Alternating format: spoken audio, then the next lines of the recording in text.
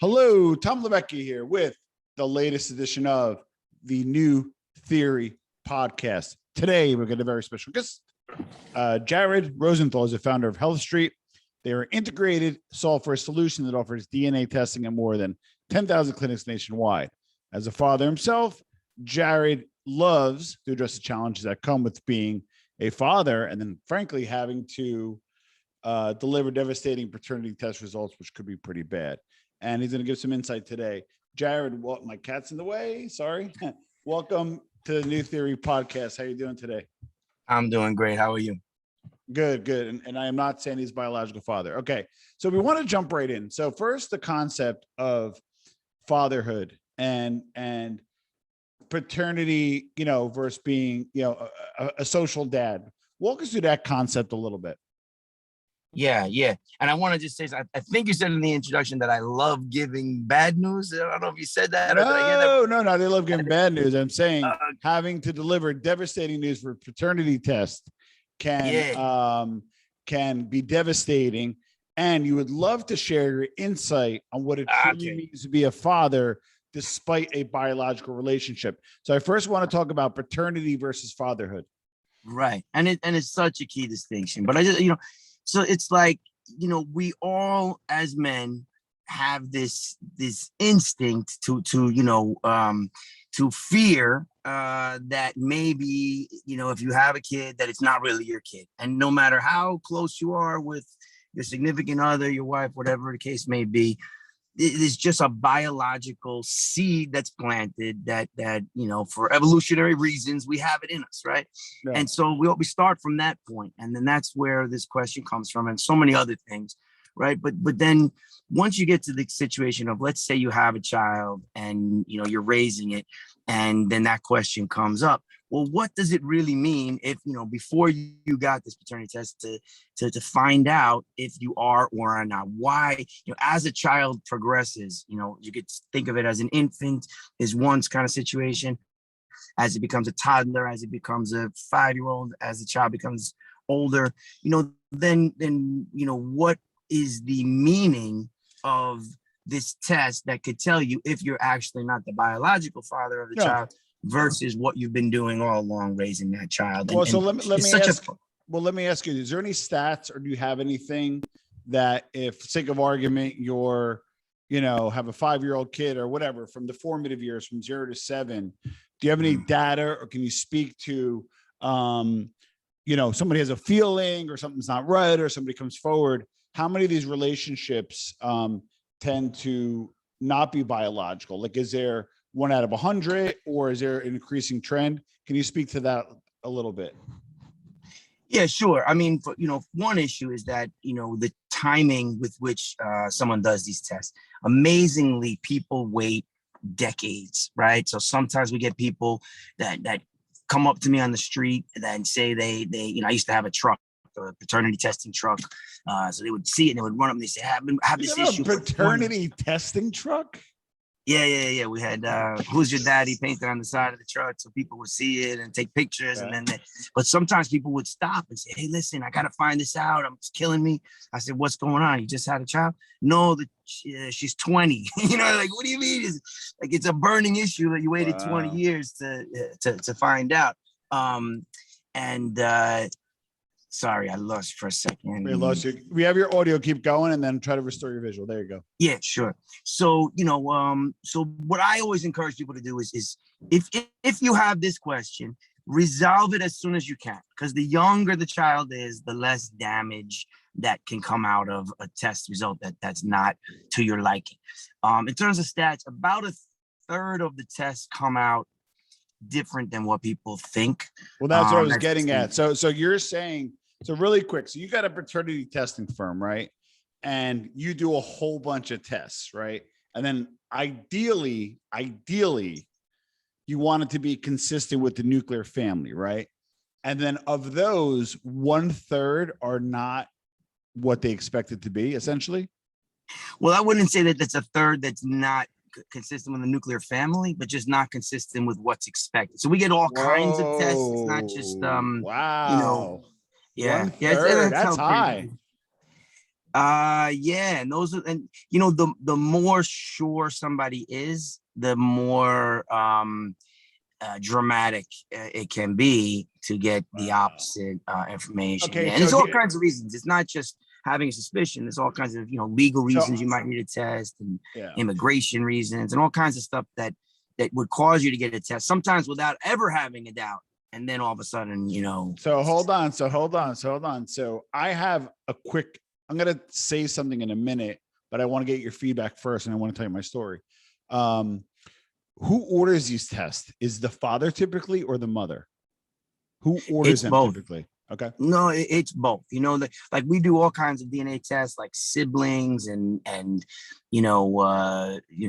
uncles and aunts and things like that. But usually the key there is figuring out who the father is, right? That's why there's a doubt, right? Because then they're unsure about what happened either recently or far back in the past. But no, we have mothers that come in. I mean, you know, there are some more salacious kind of situations where they come in and they try to get the, figure out who's the father of their child and without their husband knowing, and that kind of thing. I have a quick story. I was 21 years old. I was working for a big pharmaceutical company, and they gave us a tour of LabCorp. I'm not sure if they're one of your vendors. Or if you work with them or a competitor, I'm not sure they land, right? But anyway, so LabCorp, I was kind of walking down the wrong aisle because they were giving us a tour, and it was like the Oompa Loompas, like testing, and the sales rep goes, "Oh, that's a 24-hour, paternity testing facility." I'm like, "Wow, they're pretty busy," and he goes, "Yeah, we're one of the largest, in the country." And I just said, out of curiosity, I said, I'm kind of surprised. I figured you kind of know who it is.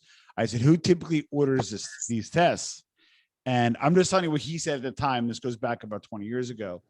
He goes, it's mostly the women because they are not sure who the father is. Versus it's not the guy saying I'm the father or not the father, or trying to clear my name or trying to get into that. It's the mother saying, oh shit, I'm having this kid, or I had this kid, and I kind of don't know what's cooking. Is that common? I would not say it's the majority of the cases, but it's something that does happen, right? I was mortified by that, by the way. Yeah, I mean, look, this is the business that I'm in, and one of the most important things for me and for what I teach our staff is you really can't have any judgment, right? So, we get all kinds of crazy situations that if I just start rattling them off, it's gonna sound like I'm trying to like get a reaction, like trying to be judgmental. Yeah, and they're the outlier. They're probably 3% of the cases are extreme and crazy. Right, and those are crazy, and you do have to sit back and say, man, wow, we've had cases where, we've tested. It wasn't until the 8th, guy that we found out who the father was. Wow. Really extreme stuff, but they're also bordering on either extreme, kind of behaviors or potentially, other problems that are going on. I mean, for somebody to have tested 8 guys is probably some other serious issues. As crazy as it sounds, and you want to laugh, and it's like, okay, well, what the hell's really going on here?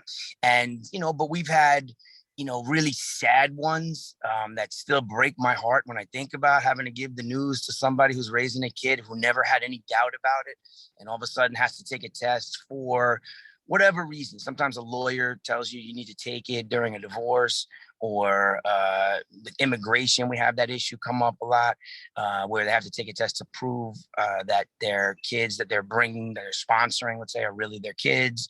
And all of a sudden they find something out that, sometimes it's more than one kid at the same time. We've had cases where, they tested 2 kids to bring them, and they were both not the father's kid. And it's like a pretty horrible thing, and so like, and then, what I started thinking about is this whole question of, so like, what does it really mean? Okay. So now know that blood bond is broken. I think the biggest damage is the sense of betrayal and how much time. Well, that's what I want to get to before you deep dive into that. So let's go first. You're in a situation where you believe to be in a monogamous relationship. You raise a child for 5 years or whatever it is. For whatever reason, you do the test, and it's not yours, and you're the husband. What have you seen? And what is your recommendation, seeing this kind of over and over, if you will? Well, my recommendation for the guys is always to think about the child first, right? And you know, if there's any time, you know, that they can prepare for, that they need to think through what will they do if they find out the opposite of what they thought, and you know, how to prepare, because you know, the longer the older the child is, the less it is about you and the more it is about the child. And you now have a responsibility. And you know, and this is even held up in legal, you know, there's cases where guys turn out not to be the father, and they are held responsible as the father, because they have acted as a father. Basically, even the law recognizes you're the dad in many states. It varies, you know. But the biggest thing for the fathers is to really think through that question of biology versus you know, just relationship, nurture versus nature, that kind of thing.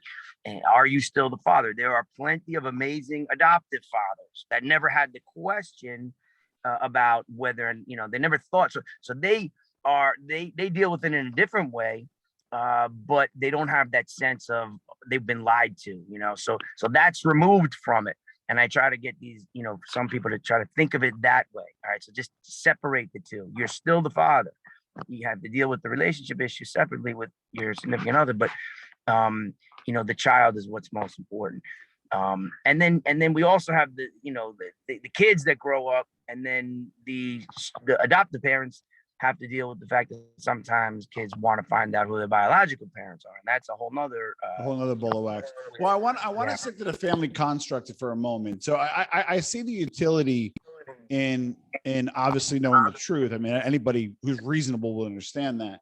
But my question though is, what advice do you have for the father who's in a situation where the kid's, you know, maybe an adolescent or toddler, and you know, you're like, I don't know, you know, what's your, like, could you get a sample of the child and sample yourself and send it in? Is it something you need the mother's consent? Like, walk us through what your recommendation is to a guy who's maybe on the fence.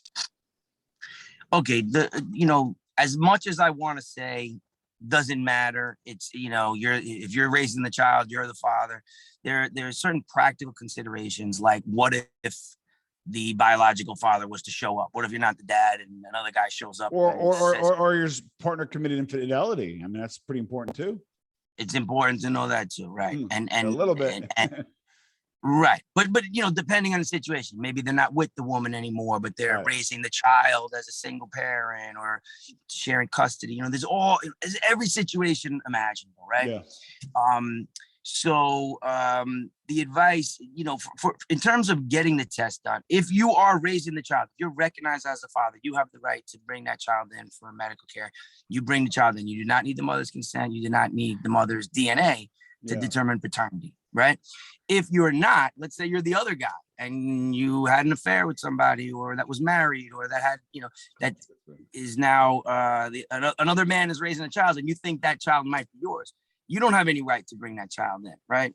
So now you then need to get the mother to bring the child in order to get tested. And we have that situation a lot too. There are home tests, you know, that you can do. We sell them. There's, you know, but home paternity tests. Yeah, I mean, basically it's the same test. I mean, the test is extremely simple. You swab the cheek with a Q-tip. That's it, right? Oh. And you know, the magic is in the lab and figuring out who's the parent. The reason why you don't want to do a home test is you can't really use the results for any purpose, because it's not signed off on. People can cheat, you know, people can. Well, so hold on. Okay, so you got the home test, and you have now I get a flavor for, hey, if you're going to do it, obviously, and I can see why you do it. And then I might even have you back on another time, talk about the importance of fatherhood and that kind of stuff. But the scope of today was, paternity, you know, versus social dad, right? Or relationship, nature versus nurture. And the truth of the matter is, if you in a kid's life for an extended period of time, and they're believed for you to be the father, and you believe them to be your son or daughter, that's an unbreakable bond, you know. Then obviously the legal and the other stuff come in. So I guess, and again, we'll probably deep dive into that in another episode. But for today, I'm wondering, why did you get into this business? I guess I like drama. Yeah, I don't know. Okay. You know, I love business. I wanted to be an entrepreneur, but I wanted to do something that was real, that was more touching people's lives. And it's not always, you know, a positive situation, you know, and what am I really doing? I'm just bringing the result. I'm not necessarily helping people, but at least the business is involved with people, and I can sort of sink my teeth into it and think about it more than just, you know, numbers on a spreadsheet. Is there a safe test you can do while somebody's pregnant for paternity as of now? Yes. Nowadays we do There have that is? for the last years. Yeah, it's very safe. Now, there's 3 ways to do it while you're pregnant.